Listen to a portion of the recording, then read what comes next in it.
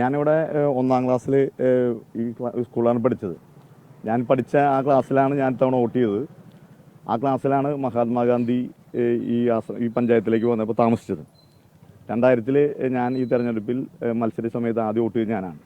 2005-ലെ തെരഞ്ഞെടുപ്പിൽ ഞാനാണ് ആദ്യം വോട്ട് ചെയ്തത്. 2010-ലെ തെരഞ്ഞെടുപ്പിൽ ഞാനാണ് വോട്ട് ചെയ്തത്.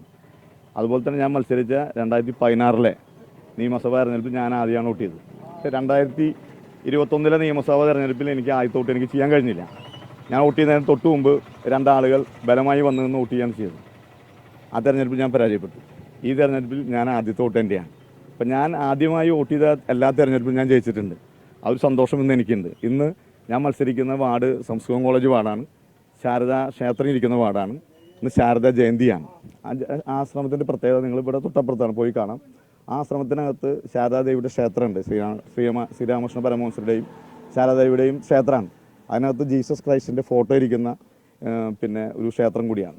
ഹൈന്ദവ ആചാരത്തിൽ പ്രവർത്തിക്കുന്ന ഒരു ക്ഷേത്രത്തിനകത്ത് ജീസസ് ക്രൈസ്റ്റിൻ്റെ കൂടി ഫോട്ടോ വെച്ചിട്ടുള്ള 2 ക്ഷേത്രങ്ങൾ ഇവിടെയുണ്ട്. അങ്ങനെ മതേതരത്വത്തിൻ്റെ ഏറ്റവും പ്രധാനപ്പെട്ട ഒരു കേന്ദ്രം, ഗാന്ധി കൂടി വന്ന കേന്ദ്രത്തിലാണ് ഞാൻ മത്സരിക്കുന്നത്. തീർച്ചയായും കഴിഞ്ഞ തെരഞ്ഞെടുപ്പുകളിലൊക്കെ എനിക്ക് വലിയ ആത്മവിശ്വാസം ഉണ്ടായതാണ്.